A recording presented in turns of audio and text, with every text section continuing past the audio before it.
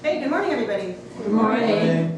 So previously we've discussed subjects and objects and verbs, and so today we're going to talk about the active versus the passive voice. So don't worry if you've never heard these terms before. Just be thinking in your mind, what do I already know about what the word active means? What do I know about what the word passive means? So have that going in the back of your head.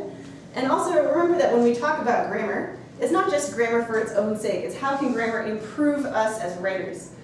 So also be thinking, if I as an English teacher tell you active voice is better than passive voice, it'll make your writing better, why is that? So another question to be considering, what do active and passive mean? Why might active be a more desirable trait in your writing? Okay? So for this activity, you're going to need a pen and paper in front of you, so make sure you have something to write on and something to write with. If you need paper, I have some right here. Okay. So I'm going to do something in a second. And don't think about it too hard, just write down one complete sentence. Remember we talked about complete sentences. Write one complete sentence describing what I'm doing. Don't think about it too hard. Ready? Go. One complete sentence describing what I just did.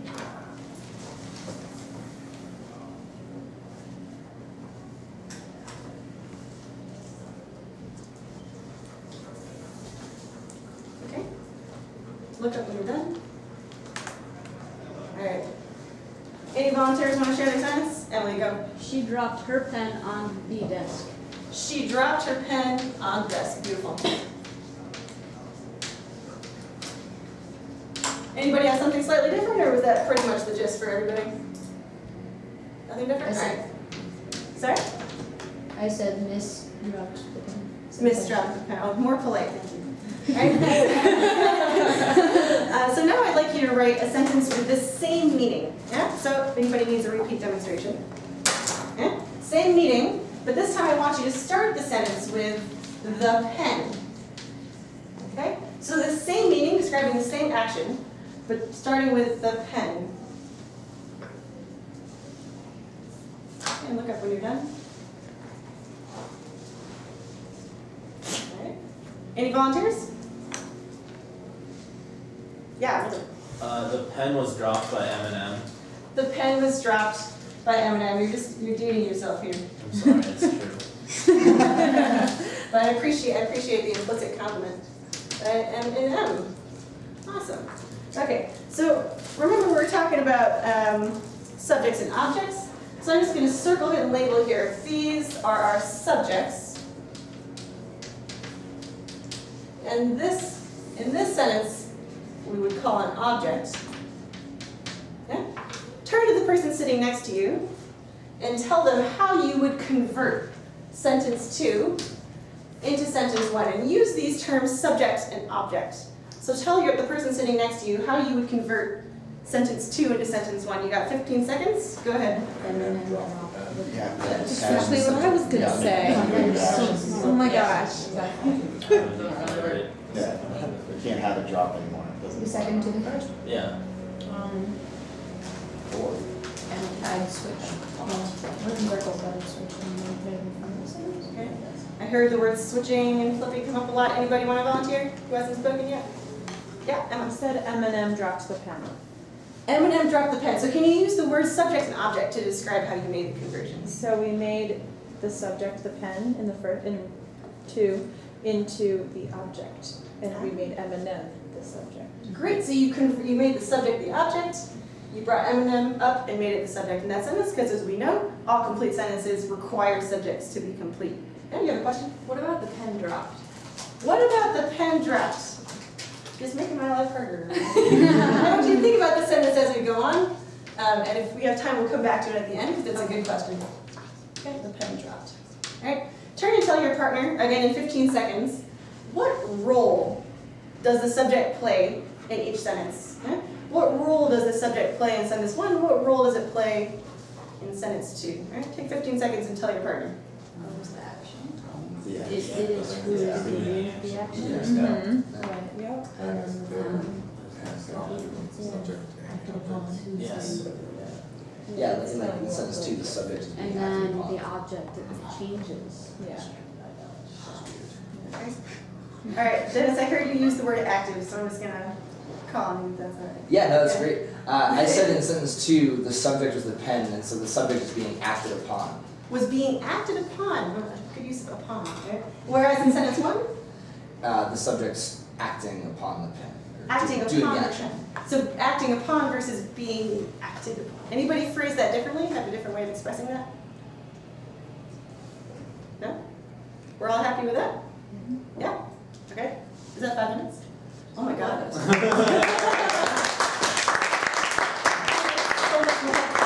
I know, well, I was busy taking notes and I literally looked up and I was like, oh. Oh my god. All right. Time flies. It does fly. I had like You had zombies? I had zombies planned. Zombies. Oh. It was gonna be stand up. I love If it's an zombies. active sentence, sit down. If it's a passive sentence, It's good. That's a great Do it idea. anyways. But that's a great idea for like a formative assessment. That's It worked awesome. really well with most, and also like in the person who's being like Like The half everybody standard, else. right, Yeah. you can just be like, are you Almost standing because standing. of peer pressure, or are you standing because you think it's the right answer? And then have them explain it to you. That's awesome. Well, how about That was dope. the pen dropped? Yeah, Is that active or passive? it is active in fact. Yeah, because the Because pen. Depends doing on the the options, doing the action. Yeah. Yeah. The trick question that we would eventually have gotten to would be like, she was standing there. Because a lot of English teachers just tell kids that any form of to be is passive. And the question is, why is this actually an active sentence? It's a linking verb. Huh? It's a linking verb. Not It's an It's actually not a linking verb That's not though. like. No. So. It's an active verb. Statement of So being. this is considered active, because again, we're talking about how if it's the agent acting the subject, then it's considered active, and in this case, the subject is doing the action. Yeah. All right, well, that was a lot faster than I thought it would. Good job. They're almost all like 5 minutes and 20 seconds, 5 minutes and 25 seconds, which is kind of cool. I'll go next. Okay. Get some math up in here. They never have enough math. Does anybody want to go last? Because I'll take last if that's like something nobody wants. I'm gonna need like Yeah, the desk to like move around a little bit. Oh, that's Okay, good. I have to we leave the can desk. Yeah. Yeah, okay. So who else is?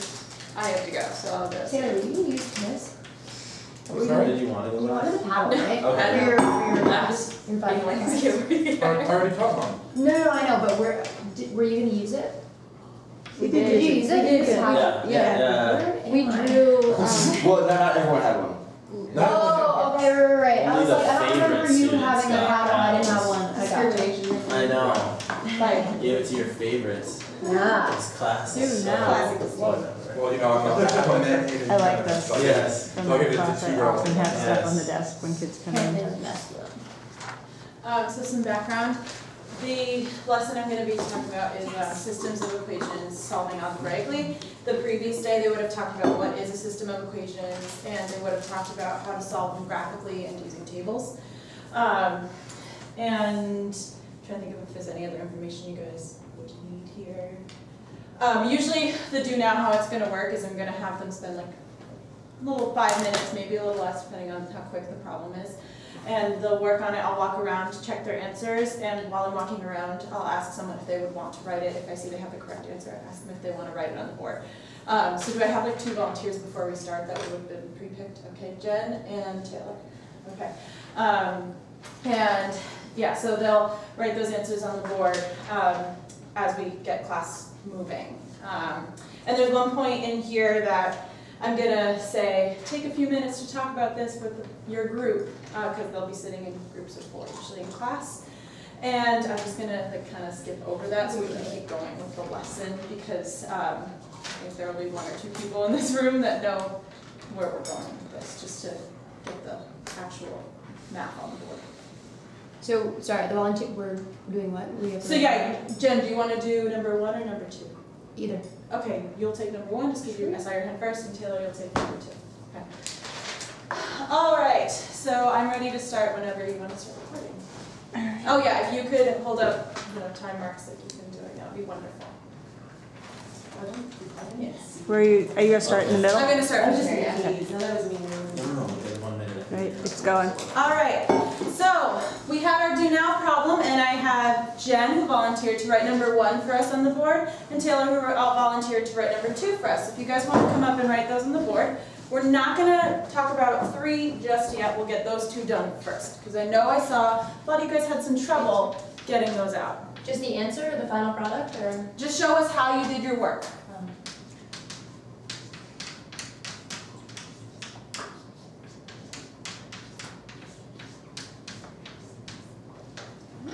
Thank you very much.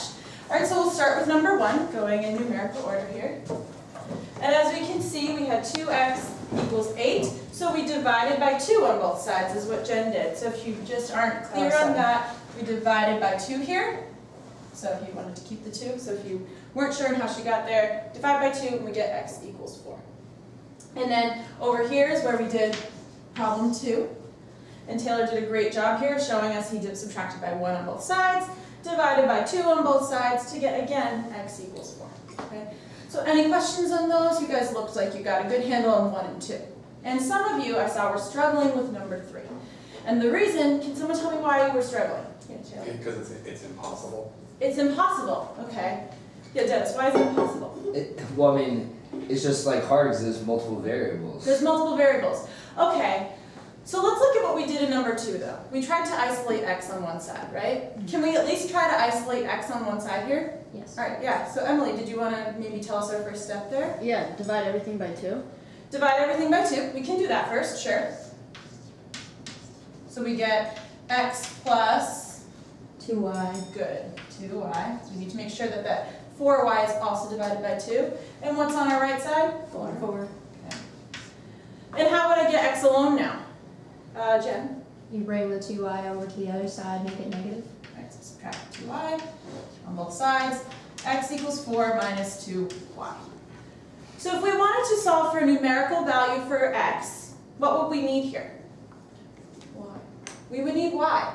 How could we get y? We could be given y. What else could we be given? Think of what you talked about yesterday, how we find things for y, yeah.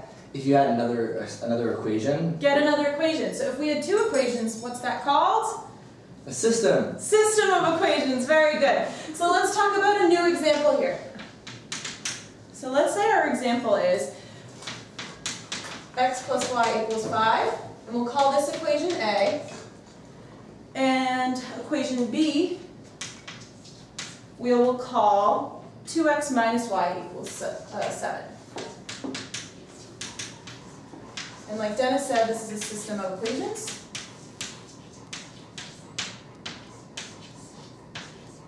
And I'm abbreviating it EQN, which we all know by now is equation.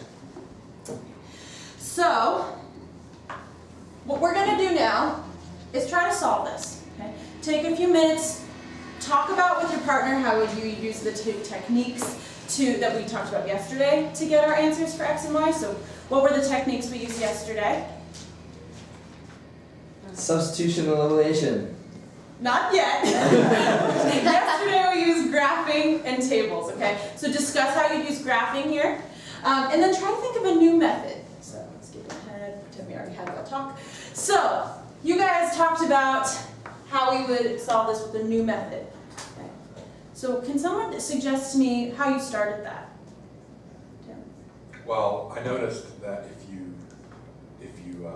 get x alone on both sides and then set them equal to each other, then you can get a value for y. Yeah, so that's kind of that graphical solution we talked about yesterday, yeah. And Jess, I saw your hand up. It's like, is there a way to combine the 2 equations? Combine the 2, yeah, so combining them. So let's combine. And when you combine them, how did you do that? What would you suggest for that? Yeah. Maybe you just take the low number on one side, bring it to the other side, and then put the... So you're suggesting moving things around.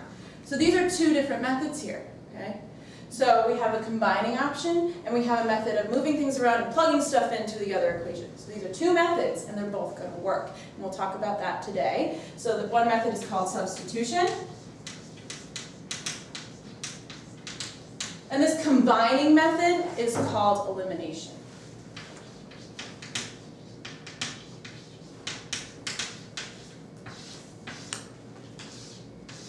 both get you the right answer. Right,